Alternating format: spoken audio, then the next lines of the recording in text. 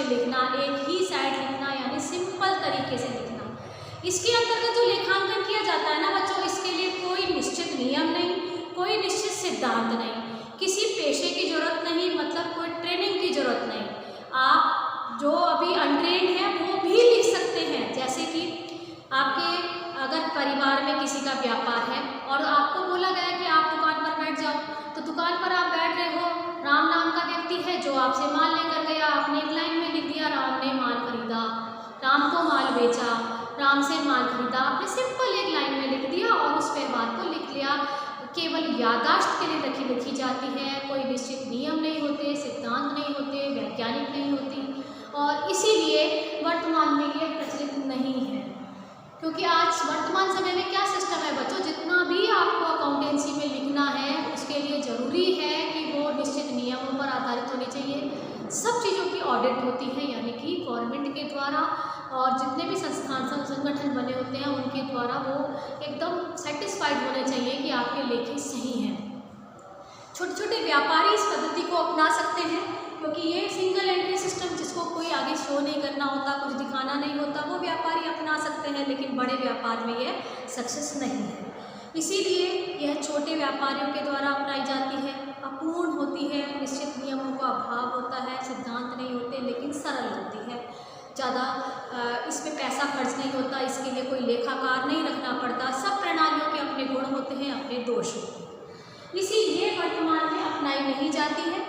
इसके बाद आता है दोहरा लेखा प्रणाली, यानी डबल एंट्री सिस्टम। बच्चों, जितना भी लेखा शास्त्र है सब इस प्रणाली पर आधारित है। यह प्रणाली यह कहती है कि प्रत्येक व्यवहार, यानी प्रत्येक मौद्रिक व्यवहार को लिखने के दो पक्ष हुआ करते हैं। एक पक्ष, अगर कोई वस्तु आती है तो जरूर कोई वस्तु जाती है, या फिर जब भी एक व्यवहार के साथ दूसरा व्यवहार निर्धारित है, यानी कि प्रत्येक व्यवहार से दो खाते अनिवार्य रूप से प्रभावित होते हैं।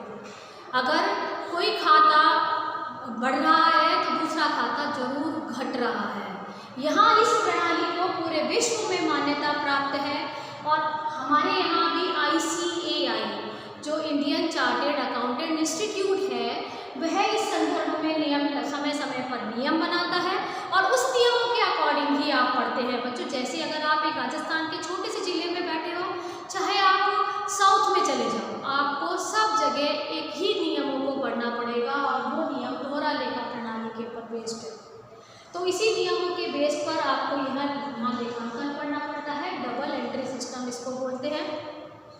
यह विश्व स्तरीय है, विश्वसनीय है, विज्ञान की तरह इसके निश्चित नियम भी होते हैं, सिद्धांत भी होते हैं। इसके लिए एक विशेष तकनीकी ज्ञान की आवश्यकता होती है, उसके लिए ही आपने कॉमर्स लिया है, और इसी के अकॉर्डिंग आप लेखांकन कर सकते हैं। अगर आपको GST में लेखा करना है, या आपको गवर्नमेंट में कोई भी लेखांकन के संबंध में कोई सूचनाएं देनी है, तो आपको ये दोहरा लेखा प्रणाली या द्विअंकन प्रणाली या डबल एंट्री सिस्टम अपना करके ही लेखा करना होगा। यह लेकिन अब इसके लिए क्या है, इसके कुछ दोष तो इसके भी हैं। जैसे इसके लिए विशेष ज्ञान की आवश्यकता होती है, एक लेखाकार रखना पड़ता है।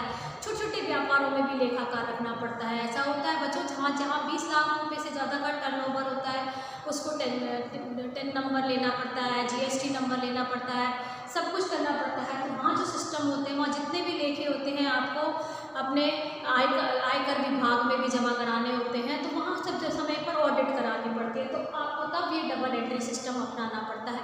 और अब जब आप पढ़ेंगे तो आप डबल एंट्री सिस्टम को ही पढ़ेंगे, और आप जब आगे लेखा करना सीखेंगे तो भी आप डबल एंट्री सिस्टम से ही सीखेंगे।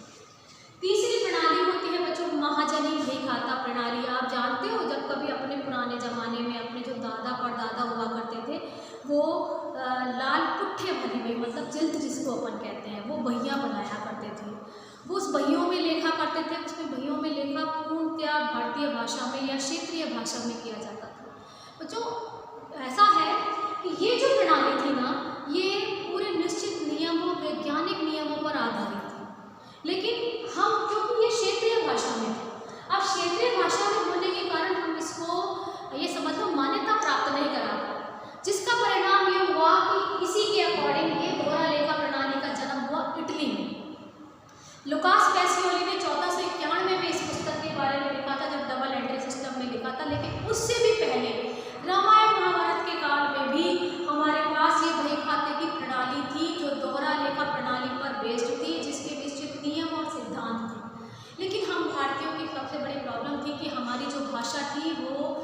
तो ये क्षेत्रीय भाषा में लिखी जाती थी या फिर ये हिंदी भाषा में लिखी जाती थी, तो हम विश्व स्तरीय इसको मान्यता नहीं दिला पाए।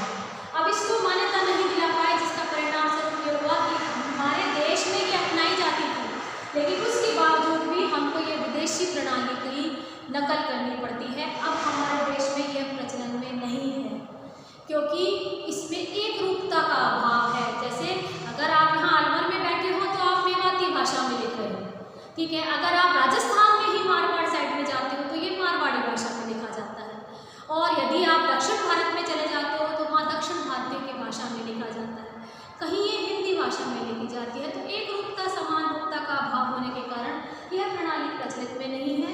बाकी इसको यह दोहरा लेखा प्रणाली पर ही बेस्ड थी, इसके निश्चित नियम थे, सिद्धांत थे, इसमें बहुत नैतिकता थी और बड़े अच्छी लैंग्वेज में ये लिखा करते थे।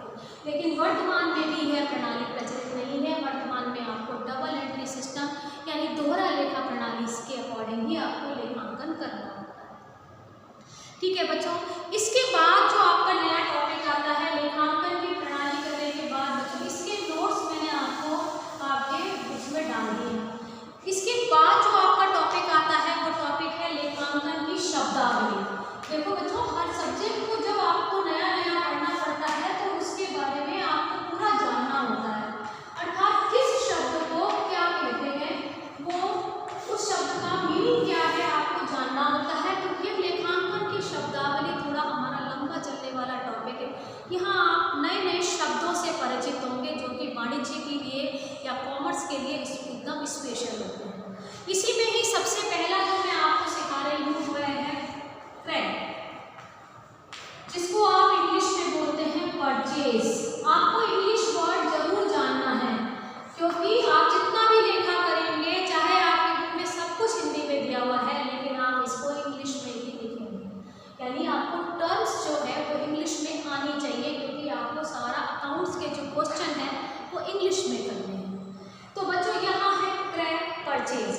अगर हम अंग्रेजी पढ़ते होते तो हम ये कहते हैं परचेज का मतलब होता है खरीदना, लेकिन हम पढ़ रहे हैं कॉमर्स, और कॉमर्स में लेखा शास्त्र में बच्चों परचेज का मतलब होता है माल को खरीदना।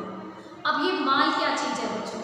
देखो बच्चों, जब कभी आप बाजार गए और बाजार जा कर के आपने देखा कि आप एक नया बहुत दिनों से लॉकडाउन चल रहा था, आपको लगा कि अरे मेरे पास तो सारे ड्रेसेस कपड़े पुराने हो गए, चलो मैं बाजार जा कर के नए कपड़े खरीद करके लाता हूँ। आप मार्केट गए, मार्केट में आप कपड़े की शॉप पर गए, अब कपड़े की शॉप पर आपने जा कर के आपने बोला मुझे सुंदर सुंदर से टी शर्ट या टॉप दिखा दो। व्यापारी ने दिखाए और साथ में आपको बोला कि आपने कहा कि नहीं भैया और कुछ दिखाओ, ये पसंद नहीं आ रहा। तो आपको उस व्यापारी ने बोला कि बेटा आप बुधवार को आना, तब माल आएगा, ठीक है। आपके दिमाग में क्लिक हो गया, माल का मतलब टी शर्ट, शर्ट, टॉप, ठीक है।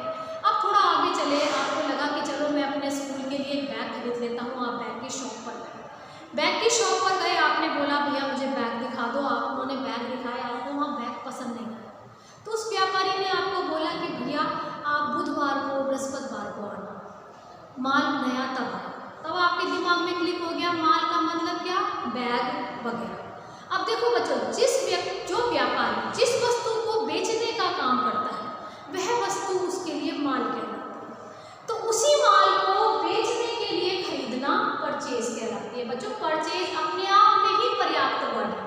अगर इंग्लिश भाषा में लेते हैं तो परचेज का मतलब होता है खरीदना, कॉमर्स की भाषा में लेते हैं तो परचेज का मतलब होता है माल को खरीदना, अर्थात जिसको बेचने का काम करना है उस वस्तु को खरीदना परचेज कहलाता है।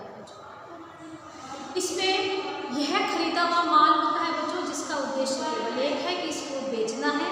उसके अलावा अगर आप मान लो अगर आप किसी संपत्ति को, अर्थात आप अपनी दुकान के लिए कोई मेज कुर्सी खरीद करके लाए हो, तो वह परचेज नहीं है, वह आपके लिए वस्तु की खरीद है। तो यह परचेज वर्ड इस प्रकार से बनता है बच्चों।